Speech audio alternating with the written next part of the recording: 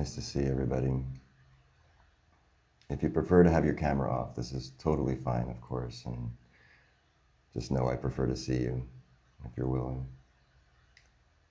That you're here is most important. So, good to see you, good to be with you. So, as usual, let's just start with a brief silent meditation.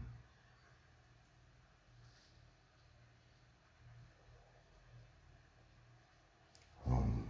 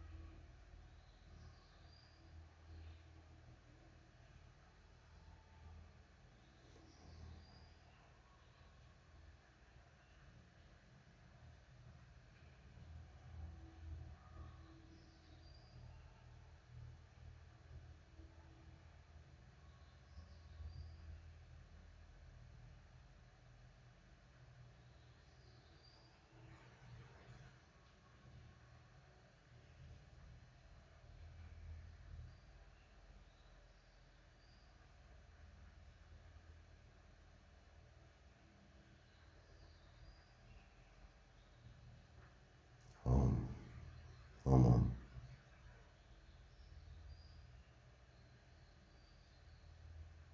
Okay.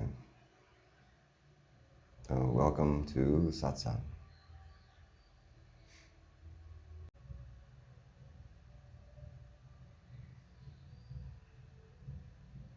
Ranjanima.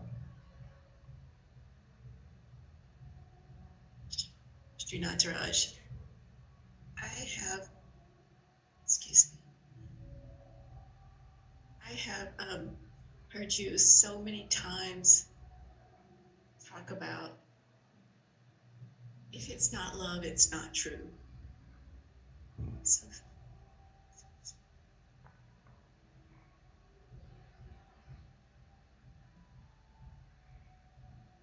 it's beautiful. And I heard a small snippet. Sadhguru said, look at your suffering and the degree of your suffering. That's how far you are from the truth. And I heard your words, if it's not love, it's not true. And then I thought, love and truth, are they the same? Not sure what the question is. It's just a contemplation about the further you are, the deeper you are in the suffering, the further you are from the truth. And how to see that in that moment of suffering and know that's what.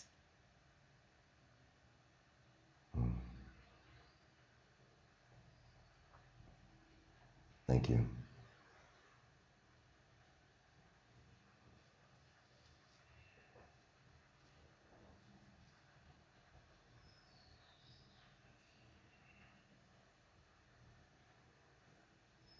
And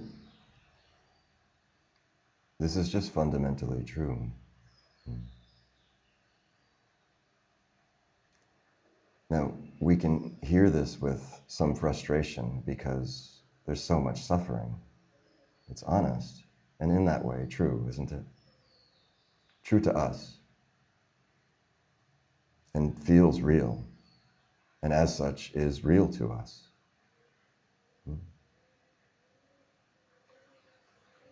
And so it can be frustrating, heard with a certain ear,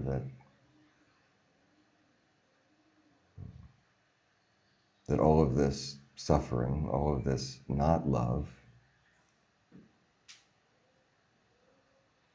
isn't true or real. Or it can be heard with an ear that is relieved.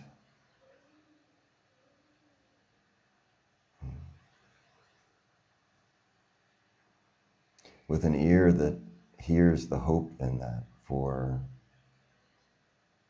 something that isn't suffering.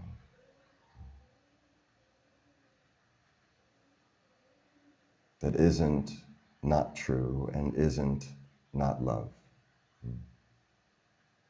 And probably we hear it with two ears.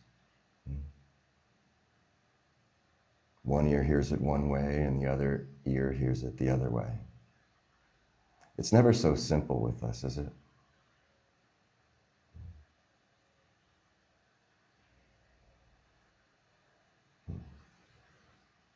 So one ear hears it with a great relief and a hope, and another ear hears it as a kind of a self-evaluation of, I'm not doing it right. Or fine for you to say, but this isn't how it feels. And we must, all of us, be with that and the other simultaneously.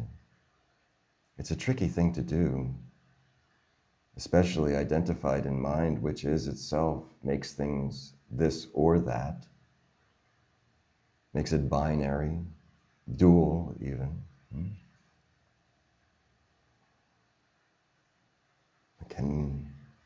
Can we learn to hear with both ears simultaneously, the one that is honest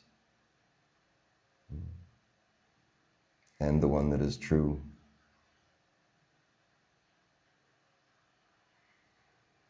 Can you ask in this moment, what does it mean? Honesty versus truth. Have you wondered before?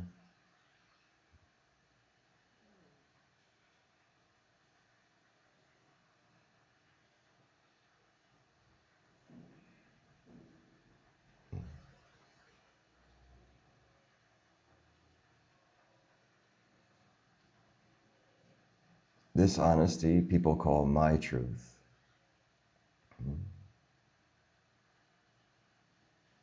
That honestly, this is what it feels like for each one to be me, to be themselves.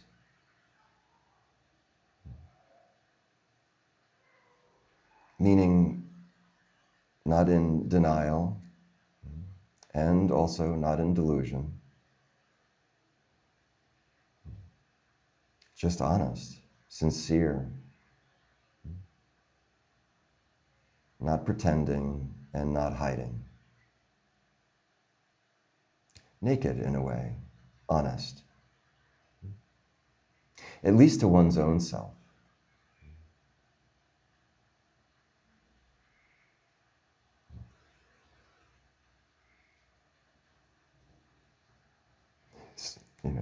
Naked in one's own private space. But in this world, it's not wise often to be naked in public.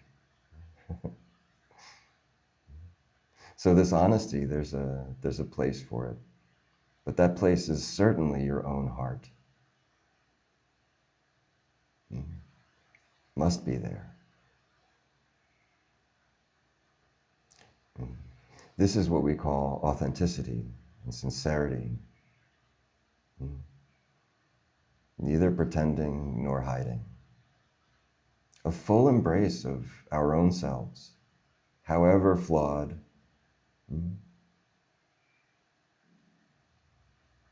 however confused, full embrace of me-ness.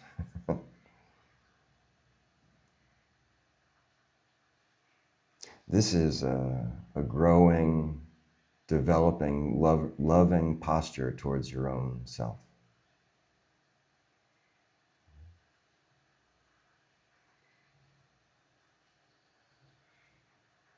So this is honesty.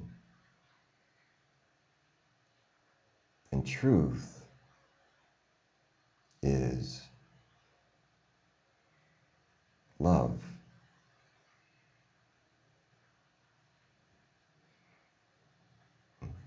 Not the love of this world, not the love that we have in relationship with each other that's so qualified. You be this way for me, and I will be this way for you.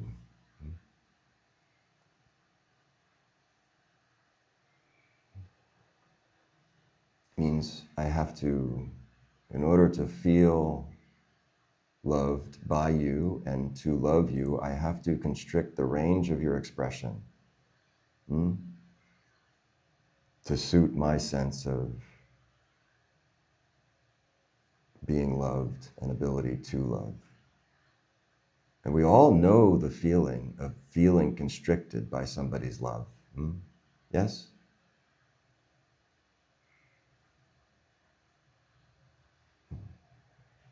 Feeling bound, limited. But you see, we're doing this same thing. And this is in relationship. It's not wrong. This is always the case, and always remember, none of it is ever wrong. The suffering itself isn't even really wrong.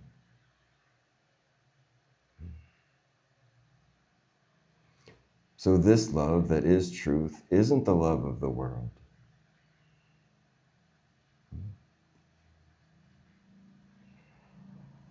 It is the love that is unlimiting,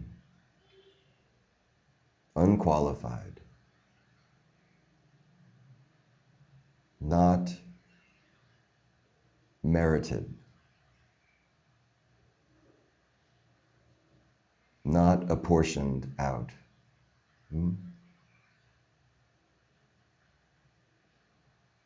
Neither given nor ever withdrawn.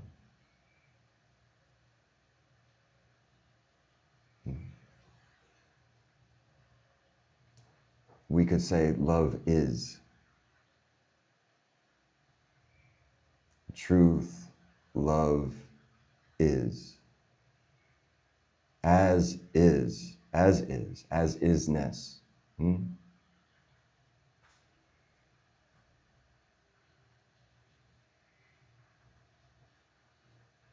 And there is a place, there is an intersection, an experience, a human experience,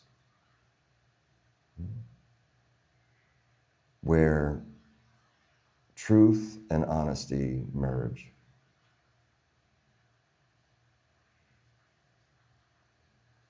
You've heard it said so many times in your seeking.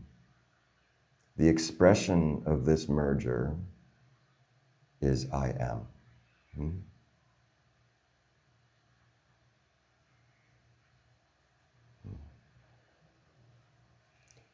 This intersection, this merger is yoga.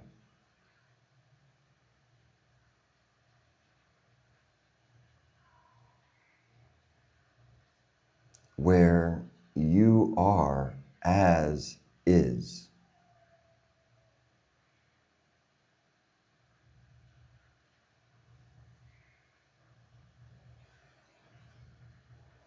Can you take a moment with this? Just ingest, drink it in. You are is. Maybe this sounds absurd. I assure you it isn't.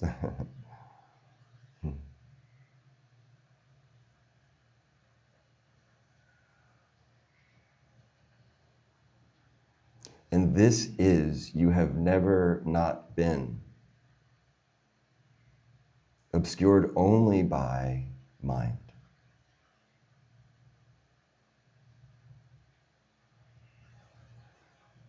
Not even really obscured by mind ever. It's not even possible that mind could obscure it. It's only that, how can I say? It's only with our infatuation with mind, or mind's infatuation with mind. We lose ourselves as thought. Misidentified.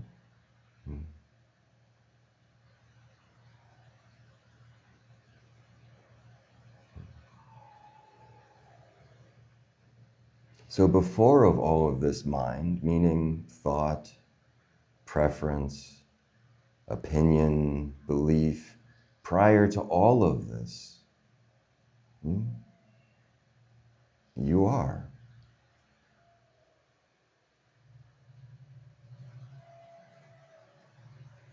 You precede the you that you think you are, and have never not been that. This is a very human experience.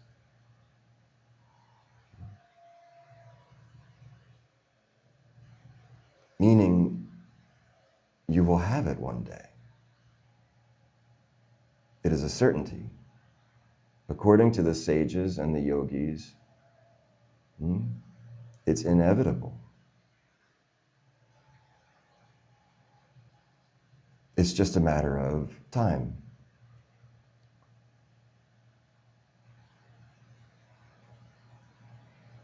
This merger will happen, this recognition, a remembering, you could say, a waking up out of reflective mind,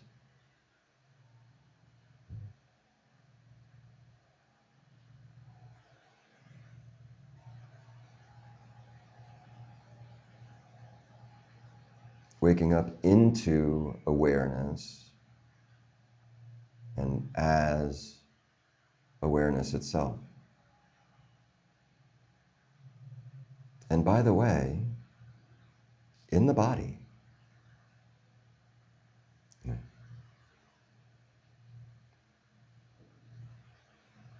it's always a bit comical to me. Everything I say isn't really true.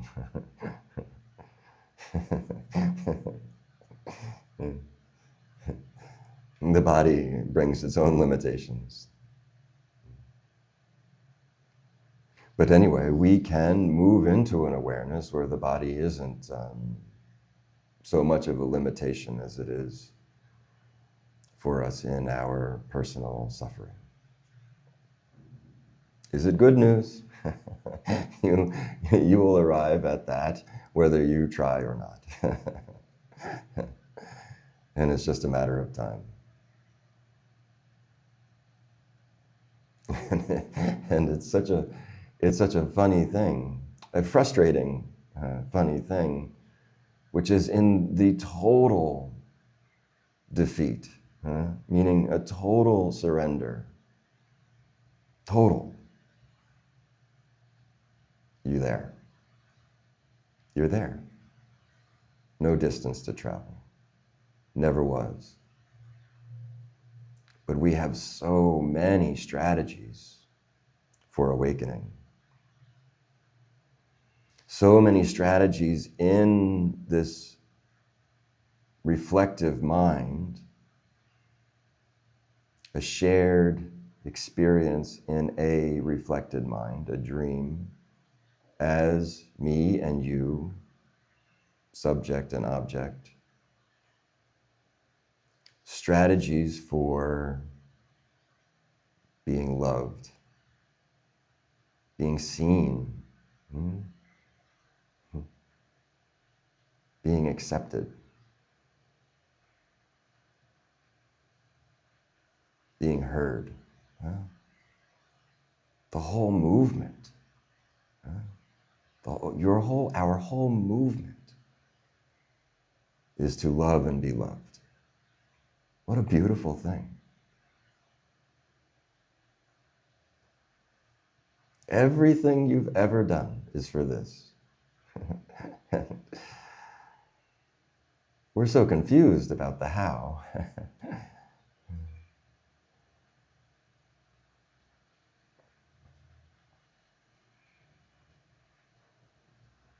And so even this realm of the dream where there is suffering, where there is the perception of not love, it's still an expression of love. Can you see this? The mind generally doesn't love to hear these things.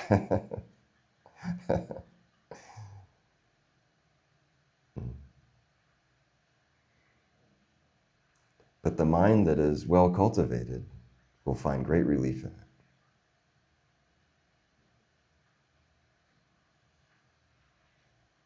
I suppose this is, in a way, what we do here in satsang is cultivation. You know, we sort of soften the soil of heart and mind.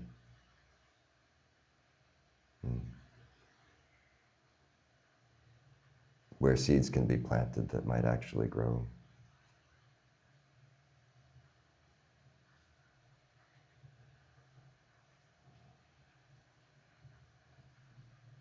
I've never thought about it this way, but it seems like a very nice way of saying it. It seems consistent with what I would say my experience was.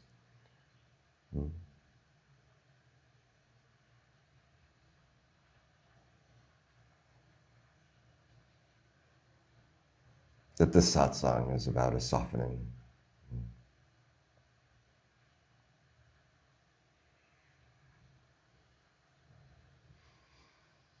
About learning, leaning into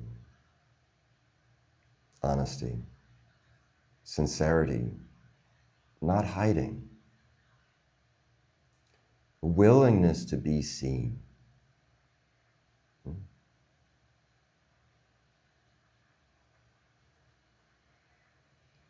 Can you see? Willingness to be seen means not hiding. Willingness to be seen means not pretending.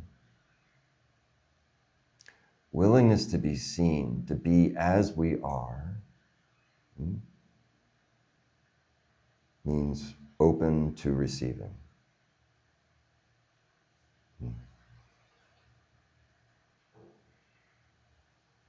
And watch as this happens. When you are without strategy, without pretense, without being blocked. Not to blame any of these things or make them wrong. It just is this way for us. But when you let your guard down and you soften and allow, the one who is willing to see, the one who is willing to be seen, will also see. This is called darshan.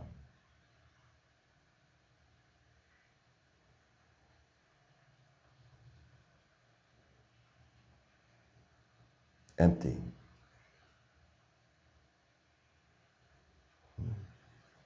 Empty that can be filled. Empty of the old that can be filled with the new. Empty of not love so that love can fill and flow through. And this is the work that yogis call sadhana, that Jesus calls forgiveness.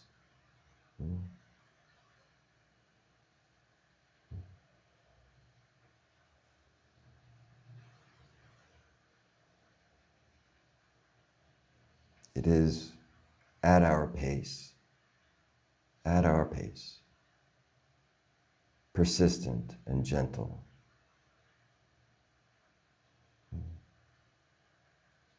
Emptying of the old.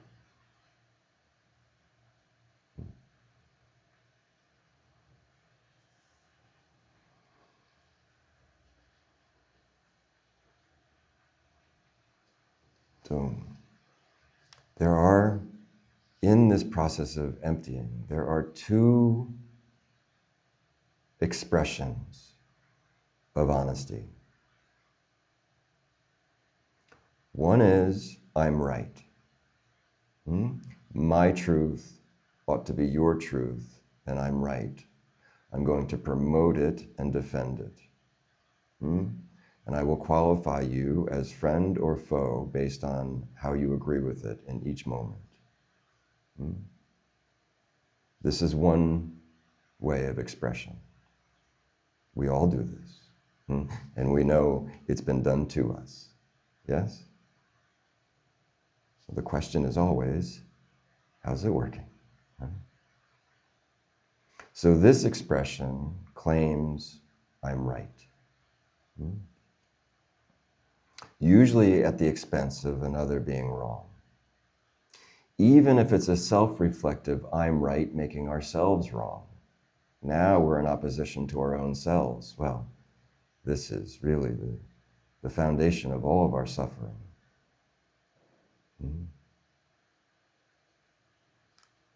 The second expression of honesty is, please take this from me.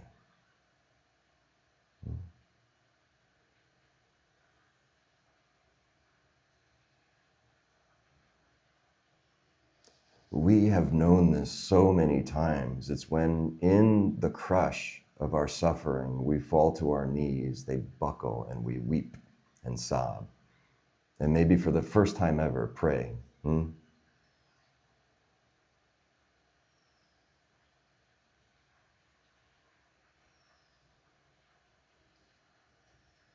This expression of honesty that is, please take this, it is my offering.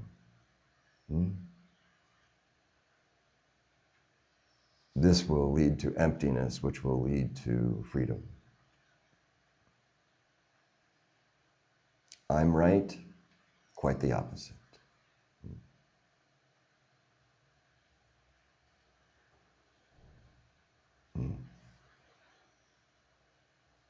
This expression, in its original and beautiful form, is confession.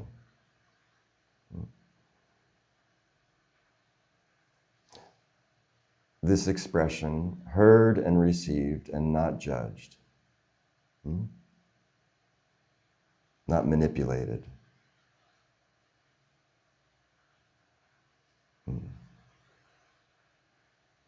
The confessor should choose carefully their confessor. Is that how it goes?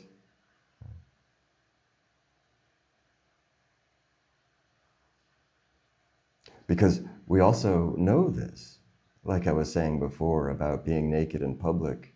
When you offer your honesty to some people, sometimes in their own confusion, they might use this against you.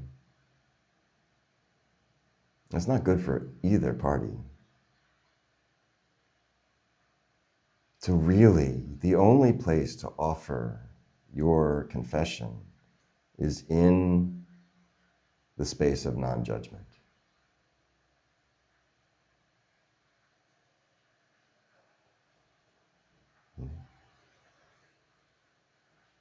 So this process of emptying is through a sincerity, an authenticity of not pretending even to be spiritual, not pretending to be a good meditator or a good pujari,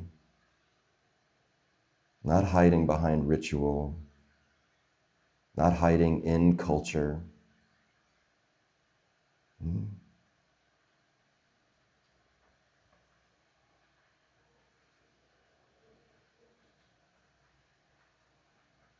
This is the fast way to empty.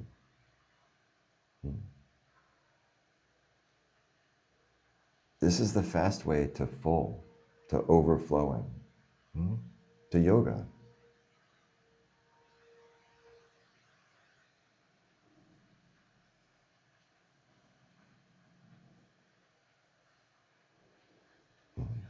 Pay very close attention in the coming days.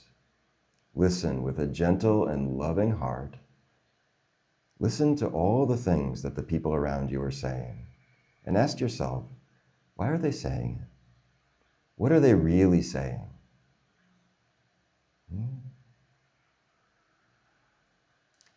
Generously, I'll say only 80% of it will be some form of self-promotion or self-defense, of the ego, the I'm right. And love them for it, because really what they're saying is, please love me in this particular way.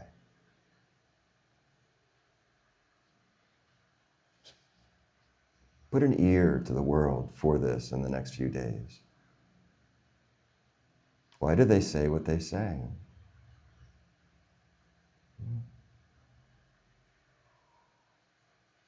And then gently, with even more love and compassion, turn inward and ask yourself, why do I say what I say?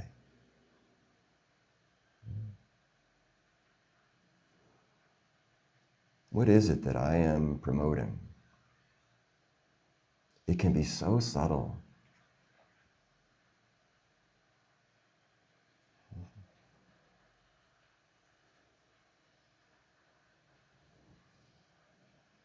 Listen especially carefully when you're speaking of someone else. Listen especially carefully when someone else is speaking about somebody who's not there. So much is revealed in this. Not to judge. Judgment is the problem. But to see it, to see clearly. Know that the truth of this, the honest truth of this is, each one is saying, please love me. Please accept me in this way.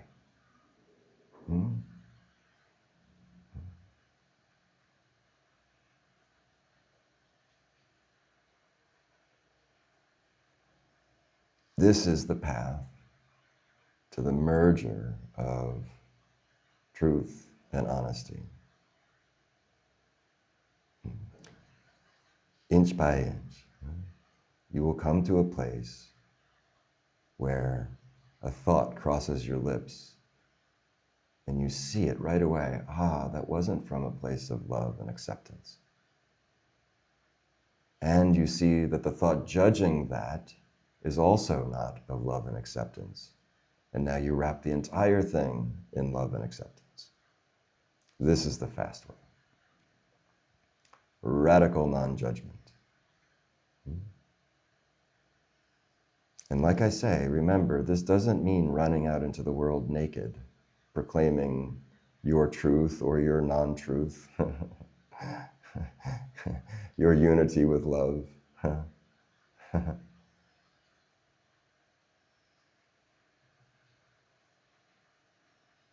I love this expression from an Italian, I think it's tutto piano. Tutto piano, very softly.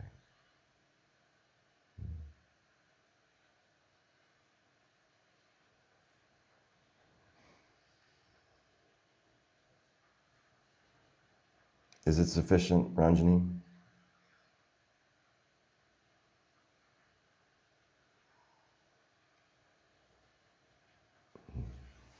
A question, I guess. Where does things that have happened in the past, or do things that happen in the past? I guess I'm asking about discernment. So where does that come into the non-judgment? Or does it? I don't, if something's happened in the past, how does that translate to the now? Or should it translate to the now?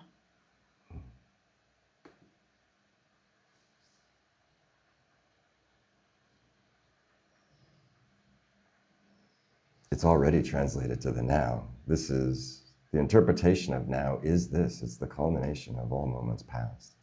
You see that, yes?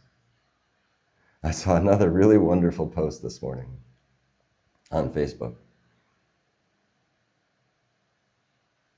And it was a beautiful, well-done photo of footprints on the beach. And it was somebody's actual footprints in an actual beach. And it was a quote from some Aboriginal text. And I apologize, I don't remember what it is. Something about the song or something like this. If anybody knows, please tell me. It says something like this: if you turn and look back at your footsteps, you will see where you're going.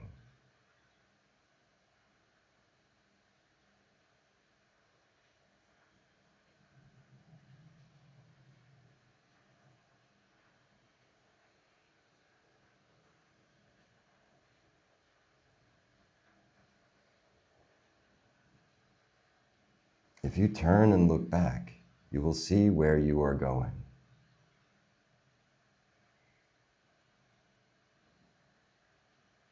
Do you see how it means more than one thing?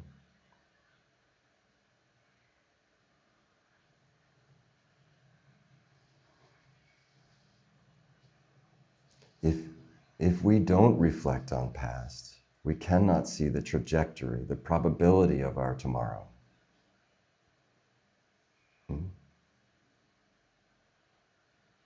If we're mesmerized by past, which is really the fundamental fact of suffering, mesmerized in past, we will loop. We'll just retrace these steps over and over like a wanderer lost in the forest, not knowing they've been walking in circles. Retracing their very own steps without even knowing it. Oh. What does it say about past and future? What does it say about now? What does it say about now, and what does it say about what you think about now? What you have made now to be based on what past has been. Are you with me? It seems like from a certain place, probably not for anybody here, but from a certain place, it sounds so foolish.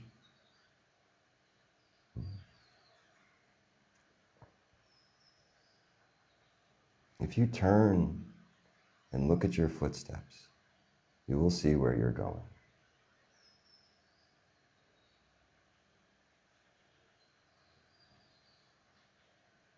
You see, so this makes room for surrender and discernment. Because even in the contemplation of dualistic mind, the mind is going to make a dualistic, a binary response, this or that. You're either doing it right or you're doing it wrong. How many times, Ranjani Ma, has your mind and come pleading, please tell me I'm doing it right. Or please tell me how to do it right. and I mean, isn't it true to the seeker? It's so frustrating because we want so much to be good and right. But right in this way, we want to be right in a way that isn't petty like the rightness of the world, you know? Righteous in a way that isn't arrogant, that's humble and true, you know, aligned. We want this, don't we? It's not possible. There's no such thing really as getting it right.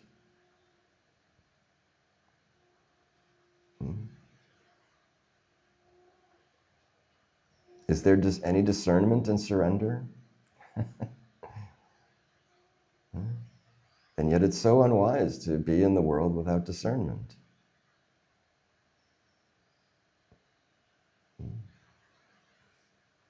So, Until the car drives itself, keep your hand on the wheel.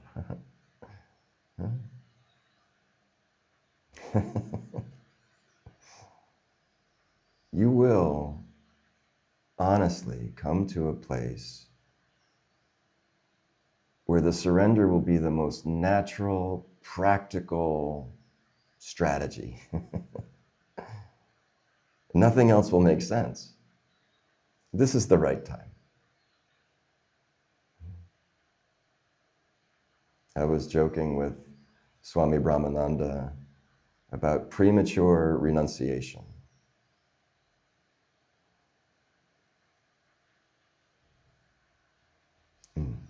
This finding what is honest, what is sincere and authentic in us is essential. The mind is so confused and gives us so much denial. We don't see it.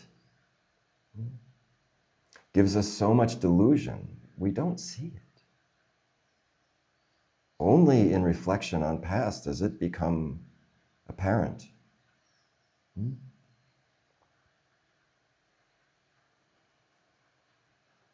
And even then, I know each of you that I talk to individually have had this experience. What is in one moment, in something let's call satsang, in the presence of being, there is an experience where the world looks a certain way. The you that is I feels a certain way. And then 2 days later, something feels lost. Or even in reflection, it seems like you were crazy and I was crazy. Isn't it? Isn't it true?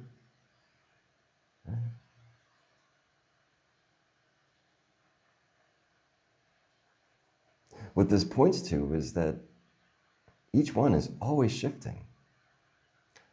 Let's say that I am, before any of the words, before any of the identities, a frequency, a vibration. Let's say as individual frequency in an octave of experience. And I'm shifting. Can you see it in yourself? And that from each place in an octave, and from each octave in, what do they call it?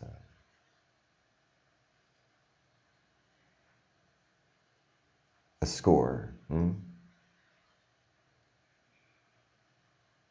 So from each place in an octave, from each octave in a score, you are looking from there.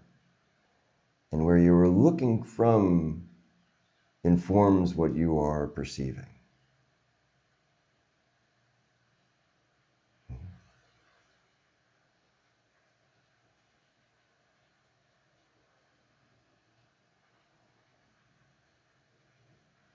In a way, if you can see this, you can see, in a way we could say, you make it what it is.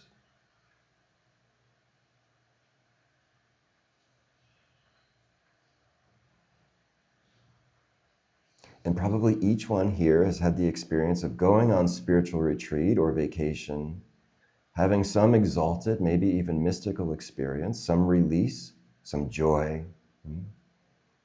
And then a week later, back at the office, you look back and you think, oh my God, I must have lost my mind. Those people are crazy and I'm crazy.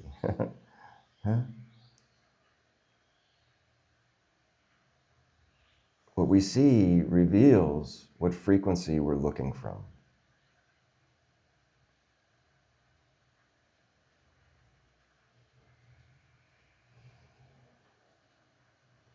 So if you really want to be discerning about discernment, if you really want to be discerning about discernment, move into what I call vibration management. Cultivate where it is you're looking from. Cultivate the lens that you're looking through. So many of the sages call it polishing the mirror. The great sages call it sanding brick.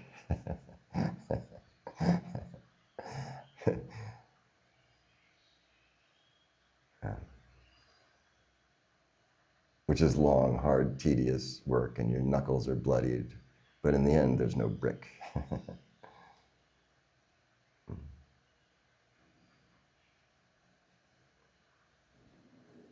I imagine.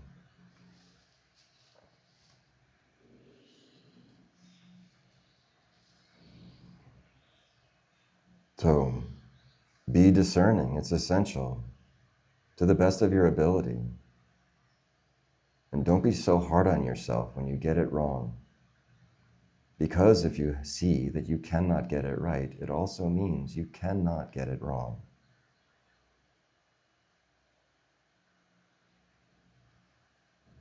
All of this efforting, all of these strategies to be good, to be loved, misses the fundamental assumption that you're not already that. Huh? We skip right over it as if we never even pay attention that we're solving a problem that may not even exist. Doesn't even occur.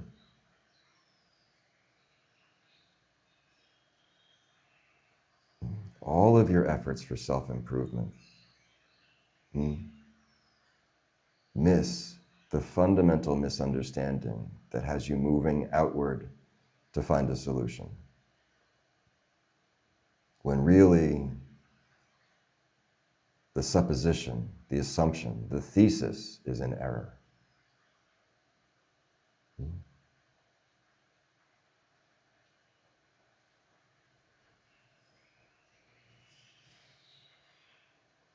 You are already and have always been what it is your me is looking for.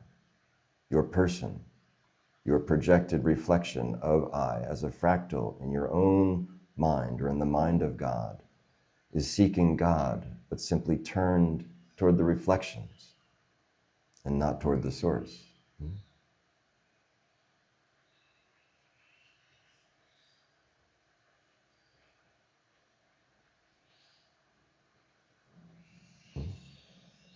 And when we see that the reflected light, the light reflected in the world as world, when we see that it has never really fulfilled the promise, that in the instant of contact with objects of desire, there's depreciation, just like when you drive the car off the lot. And now more. Desire fulfilled begets greater desire. You see? And diminishing returns. Just like in any addiction to something that does not solve the problem, it will require more and more and more and more. But this is good, because it will bring suffering that will bring you back to find the source. Chasing the reflected light, seeing that it doesn't work, through our suffering and our defeat in that, we turn inward to seek the light in what is at first total darkness, and a bit scary, isn't it?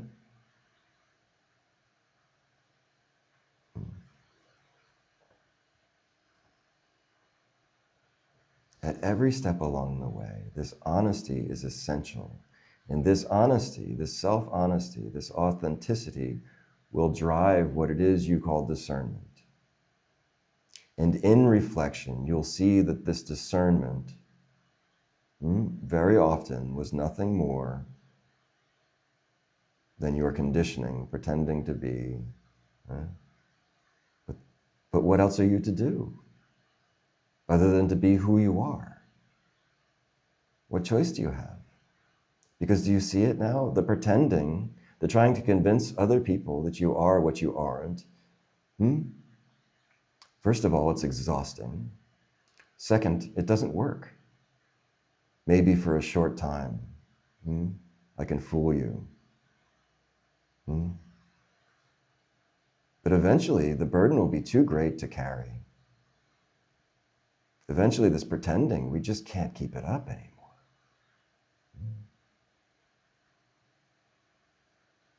It'll slip out.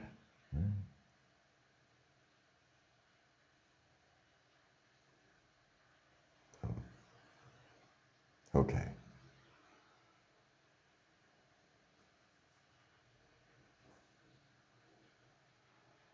I think I shared it recently. Trust in Allah. Tie your camel to a post.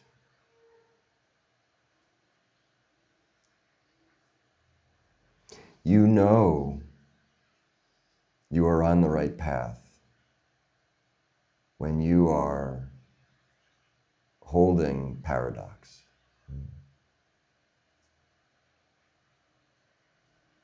Whenever we spoke last, a couple days ago perhaps, Andrew said to me, I have something I've been wanting to ask, but I'm going to save it for satsang. Now I know that it's no longer alive for you, this question, but it's not what I'm asking for, is the question. And that the question is alive is important. In fact, we find so often that the question itself, with a sincerity and a willingness to sit in it, that it reveals itself. This is proof that world is guru, or that guru is within. But something in you in that moment said, I want to hear about this, but I want to bring it to satsang.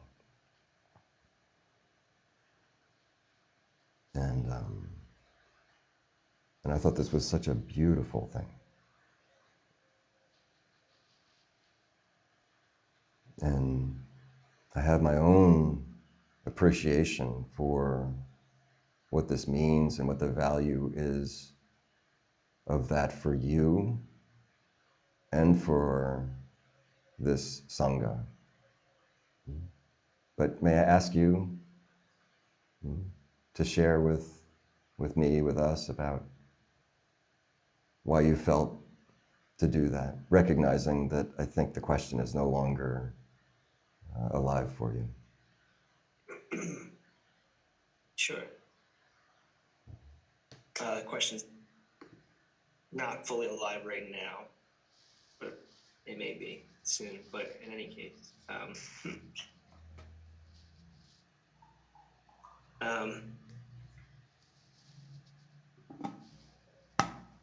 it's because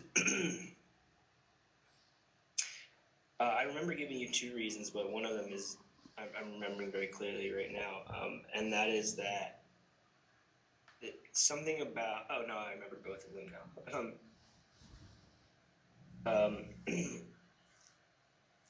First, the biggest reason was that wanting to bring the question to satsang was because I just felt like the group give me strength to say that and to ask the question. And the reason for that, I felt and I feel, is because of the sincerity of the Sangha. There's something about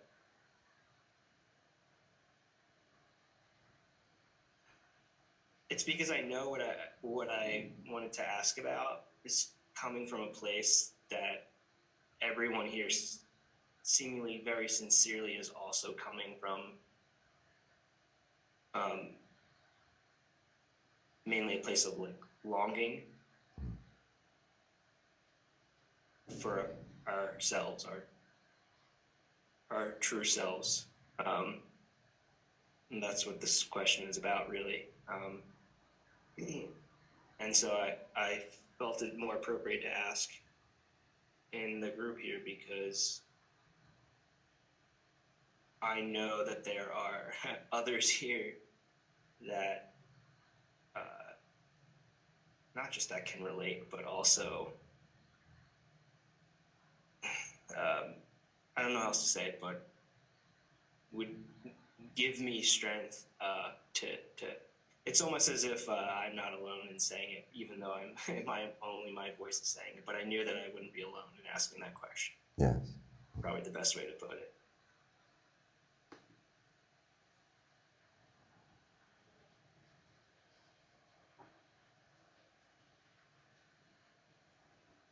And the second reason I was averse to asking it just towards you and rather than among the Sangha here was because I noticed the tendency in myself to have a sense of specialness when I'm talking to you one-on-one. And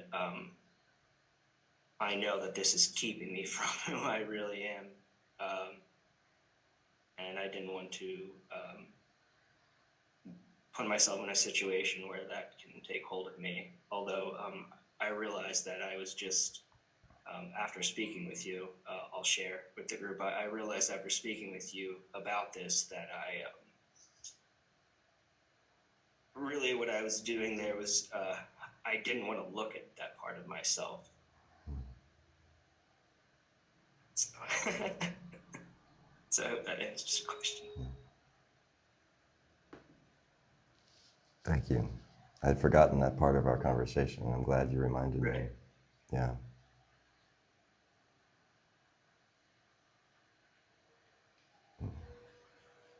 Well, it's important. Go ahead. But the main thing was, asking the question among a group of my peers felt like I wasn't asking you alone. Yeah. It's really the great power of satsang is a shared looking.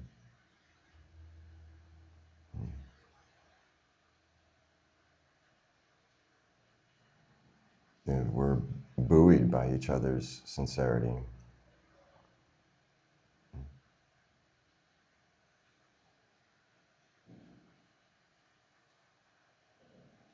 And something happens in the air.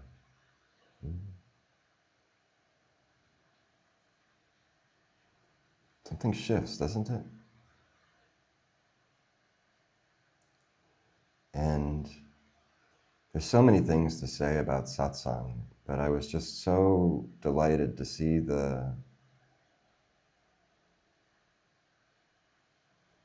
subtlety in your recognition about your participation in it as such an advanced participant, you know. And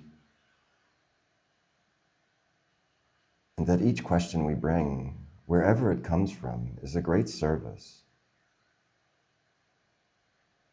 It's an offering, a seva even.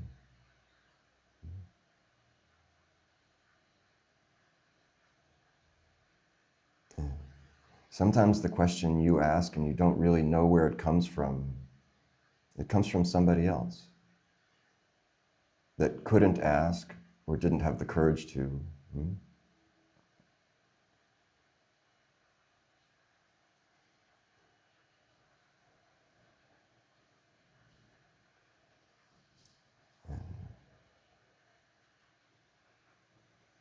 And also, truly, I'm looking with you.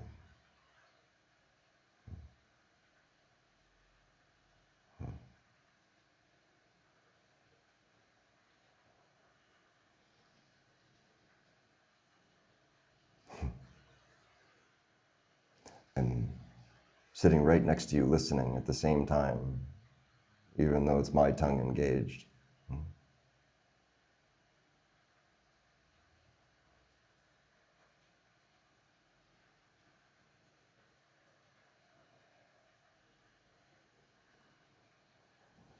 It's why when I say thank you, I really mean it.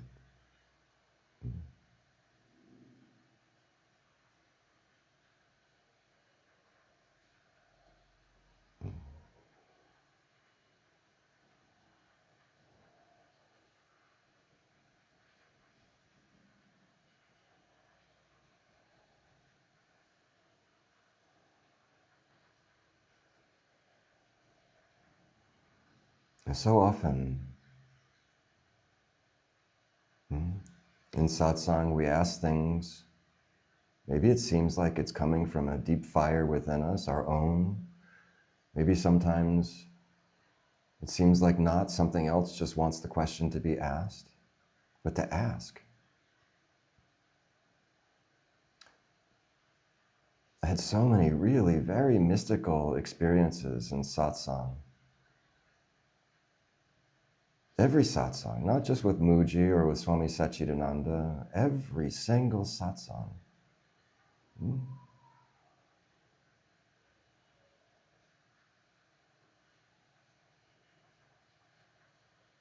With Swami Brahmananda, Swami Paramananda, Shambhudevananda, Swami Muktananda.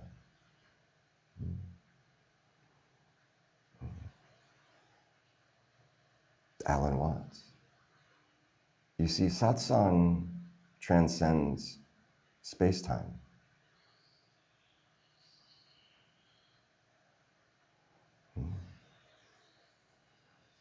And the question is as much an offering as the shared inquiry that follows it, that you might call answer at first, but it isn't that at all.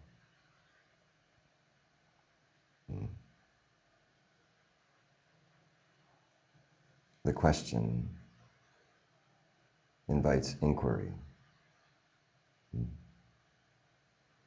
And so many times for me in satsang, and it blew me away early on before I recognized that this is the fundamental way of it.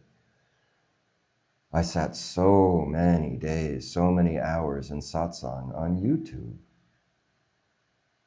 And somebody would come up to the microphone and ask the very question that was so alive in my heart. Or somebody would ask a question, and the teacher would almost seem to totally ignore the question and say something completely different, which was the very thing that was alive in my heart.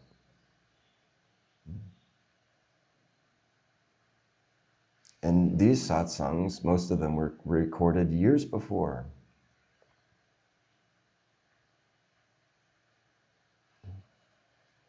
And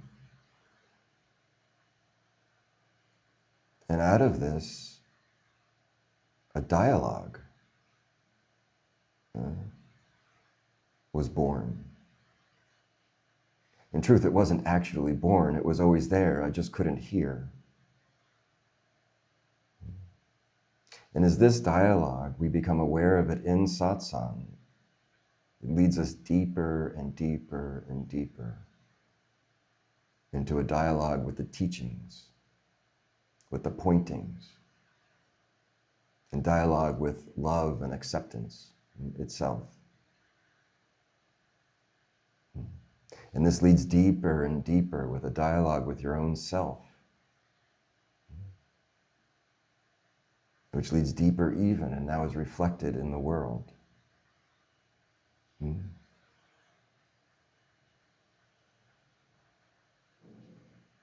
Let us behold thee in all these names and forms.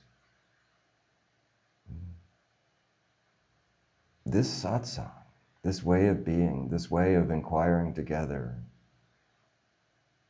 is the path to that, and our direct experience, where it's not some spiritual aspiration, but you see God in all things. You see I in all things. Doesn't mean always pleasant, by the way.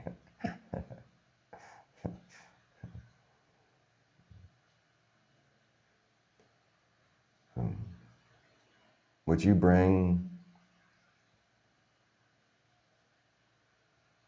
as question or reflection is inquiry, and it's not just for you. And it shows a real honor to the people who have joined us here live, and also the increasing numbers of people who are finding it elsewhere on Patreon and YouTube.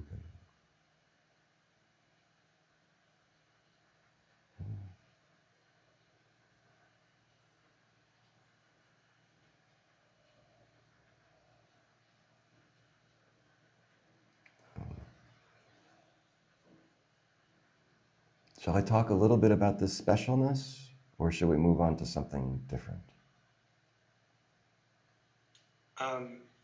For me, personally, it doesn't feel alive right now. However you feel. Yeah, good.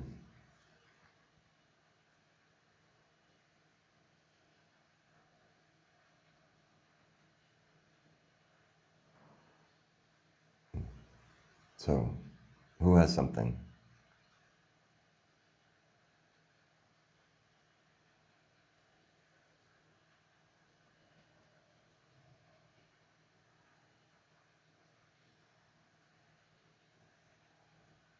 Nataraj, to your point though, a lot of, especially what you just said about how, paraphrasing of course, like the deeper you go within yourself, reflect in the world, and get deeper in yourself, get deeper in the world. At some point, it almost becomes difficult for them. I mean, it does. At some point, it becomes difficult for the mind to keep up the illusion that there's some sort of inner and outer, that those are two separate things, that there are two things.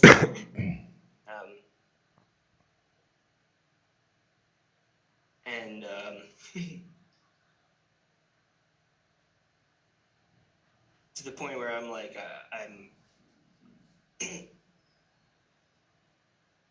I ask myself, like, when that's really clear, how is it even, if like some alien came to this planet and saw that most of the human race is under, it doesn't even seem possible like that. It doesn't even seem believable.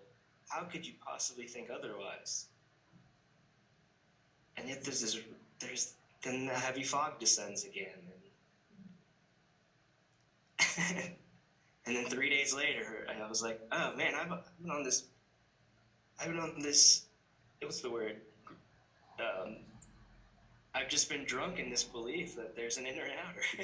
It's completely absurd. And then again, like this fog descent. I don't know. It's so weird. I'm just commenting how weird it is. It doesn't even seem possible for that illusion to be here, and then it's here. Weird.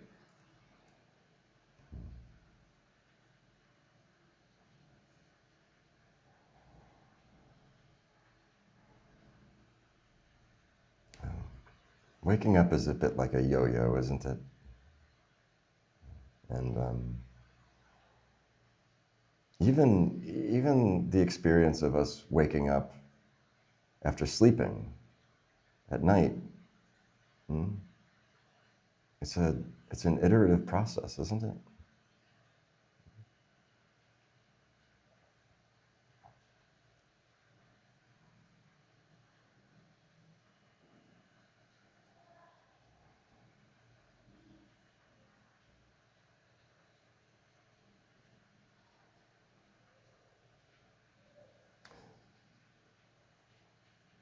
That this does dawn in each one.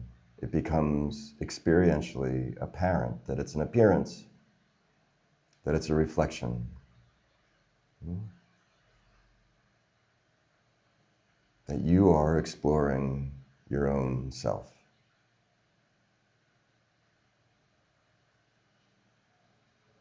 But here's the trick.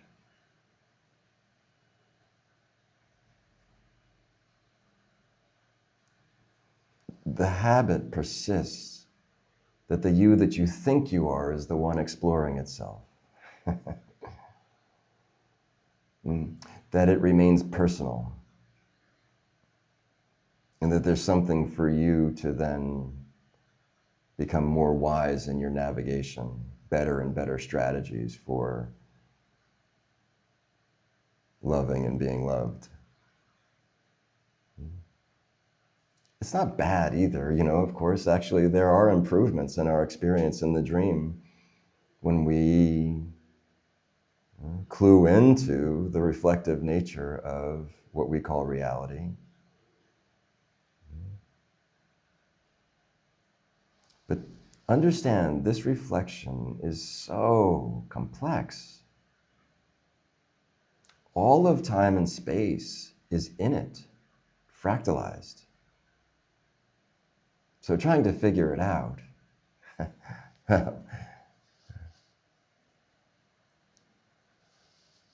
there's a tightening of cause and effect seems to happen, but you still don't know how far back the cause is, or how many echoes of the cause that you call the cause.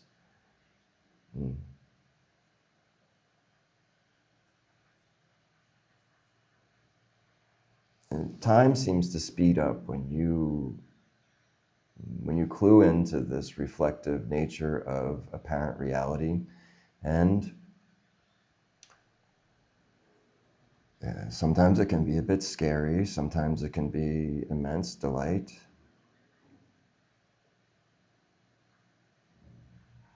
But there's always a habit of you claiming I in it.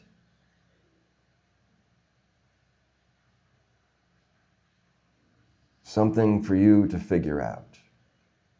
Some new strategy for navigation. It's fine. New strategies will develop. Simultaneously see that it is just as unnecessary as the past strategy. And you use it, you wear it. You wear that strategy just like you would row a canoe across a river. Do you see?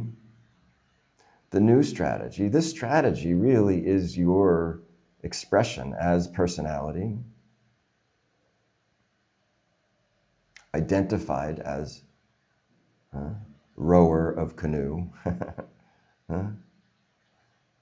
But like the sages say, when you reach the other side of the river, don't carry the canoe across land with you. It's no longer useful. So, I like to say it like this: to thine own self be true. In every moment, realizing that this you is a shifting, fluid experience. I is fluid when we're identified. It's okay. The I sense, I should say, is fluid. You are a verb, have never once been a noun, have never once been a subject, have never once been an object. Like a wave, frozen in a moment in time in your mind. A wave is never like this.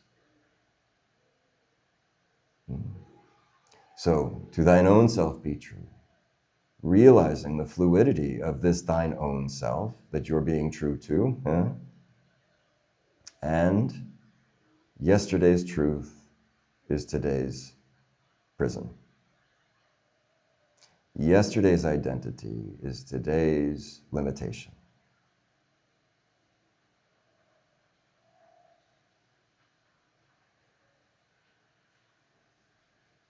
The birds have the branches of the tree, and the foxes have their burrows, and man has no place to rest his head.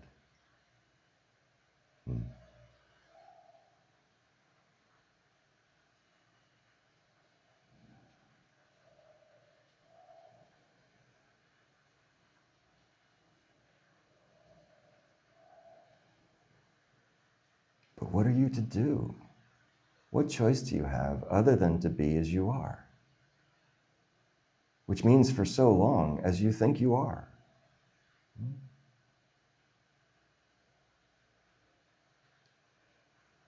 What would it be like if in your own self, not in any outward expression, continue to express just as you have been, but in your own inwards, stop pretending?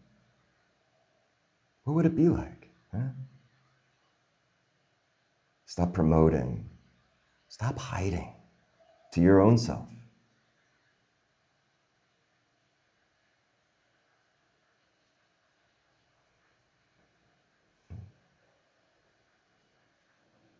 Don't manage these perceptions of the new identity to the world. Huh?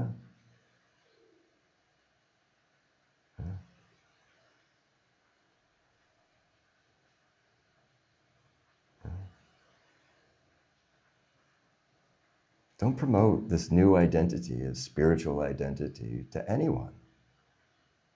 I mean, anyway, you know it yourself. Who loves to be at the lunch table with somebody who just decided to be vegan?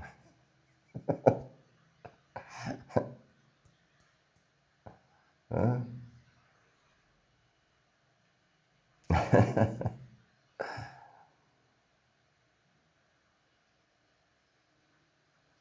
And if you say something about yourself, do you see the burden now of having to live up to that?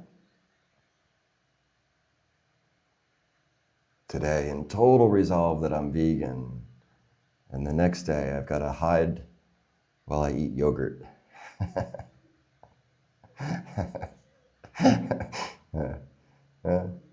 I've done it.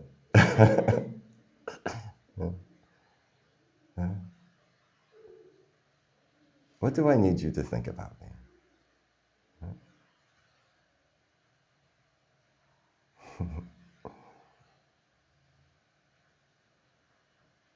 And we come to nothing really to say about one's own self. It becomes almost uninteresting. And also, simultaneously, nothing to not say. But there isn't any clinging to it. You see, the truth is, like I was saying before, everything I say is not true. The hypocrisy is built in. There's only to laugh at this.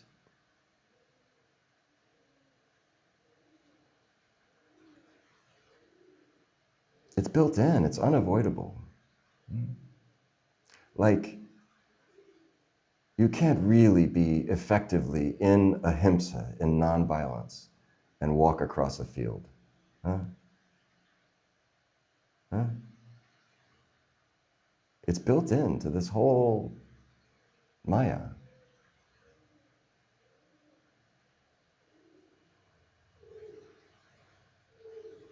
So, what is there that you have to say about you? And what is it that you have to say about other?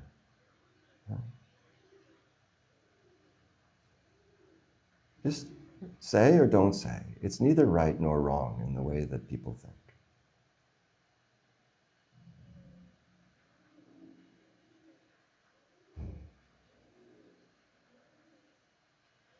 You see, the experience of this, of the not clinging, of the not promoting, the not defending, the not hiding, this is freedom.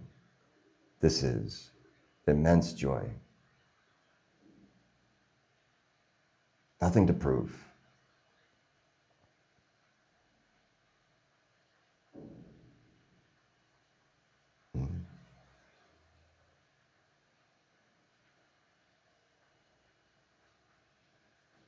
So flawed, huh? So imperfect, huh? And totally unashamed, huh? But not indulgent. Huh? Well, maybe I think it's time, but maybe this is something else to reflect on. What does it mean, unashamed, not indulgent?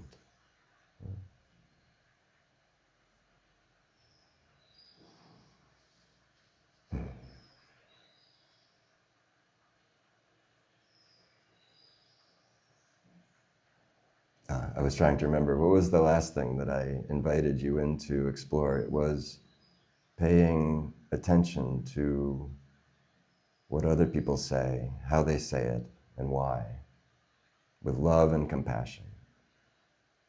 And then doubling the love and compassion, a review of the things that you say and why you say it, where you say it from,